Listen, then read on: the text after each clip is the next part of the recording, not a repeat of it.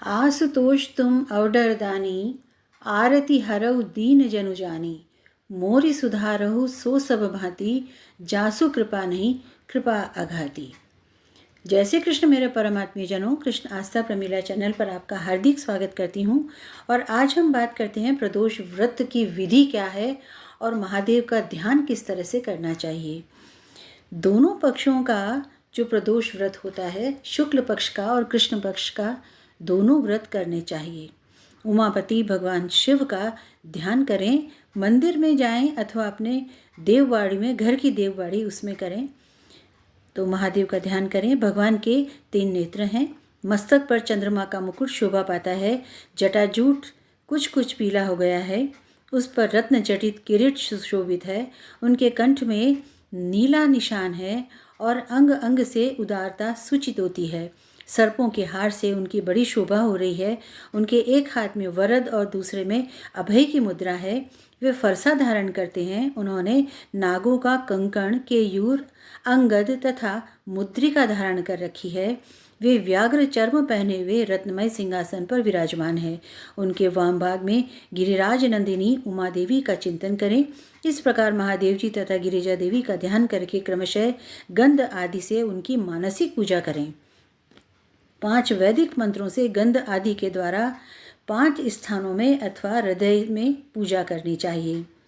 उसके बाद मूल मंत्र से 3 बार हृदय से और उसके बाद में बाह्य पीठ पर यानी कि सिंहासन पर महादेव जी का पूजन पुनः आरंभ करना चाहिए। पूजा के आरंभ में एकाग्रचित हो करके संकल्प पढ़ें। अपना नाम, गोत्र, स्थान और किस कारण से अथवा कोई मनौती है वह भी पढ़ें। उसके पश्चात हाथ जोड़ करके मनी मन भगवान शंकर का ध्यान करें, आवाहन करें। हे भगवान शंकर, आप ऋण, पातक, दुर्भाग्य और दरिद्रता आदि की निवृत्ति के लिए तथा संपूर्ण पापों का नाश करने के लिए मुझ पर प्रसन्न होइए।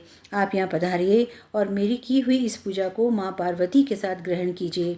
इस प्रकार संकल्प और आह्वान करके पूजा आरंभ करनी चाहिए। तत्पश्चात एकाग्रचित होकर के रुद्र सूक्त का पाठ करते हुए वहाँ पर स्थापित किए हुए शंख के जल से और अमृत पंचामृत बना लें। महादेव जी का अभिषेक करना चाहिए और विभिन्न मंत्रों के द्वारा उनको जो उनकी पूजा है उसको करना चाहिए।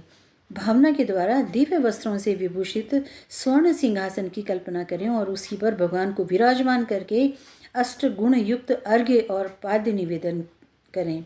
फिर शुद्ध जल से आचमन करा करके और उसके बाद उनको मधु पर्क दें और फिर पुनः उनका आचमन कराएं।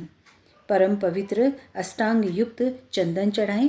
बिल्व, मदार, लाल कमल, धतूर, कनेर, सनई का फूल, चमेली, कुशा, अपमार्ग, जूही, चंपा आदि के फूल मिल जाएं तो वे सब भगवान शिव के ऊपर चढ़ाने चाहिए।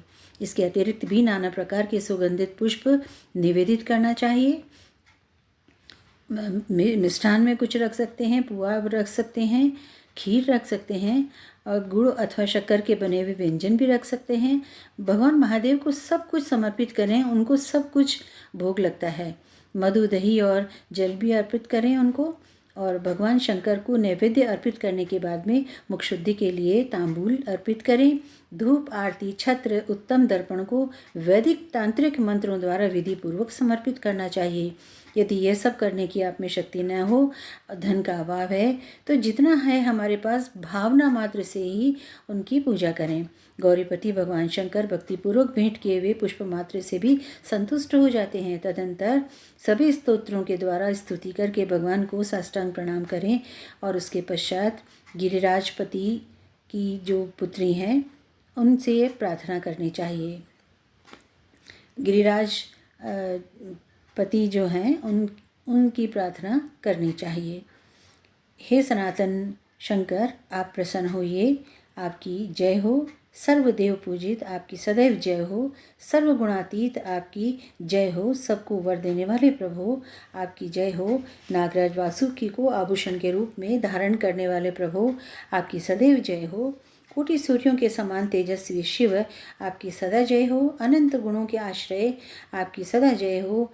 भयंकर नेत्रों वाले रुद्र आपकी सदा जय हो। दया सिंधु भक्तों की पीड़ा का नाश करने वाले, दुस्तर संसार सागर से पार उतारने वाले महादेव, मैं संसार के दुखों से पीड़ित और खिन्न हूँ, आप मुझ पर प्रसन्न होइए।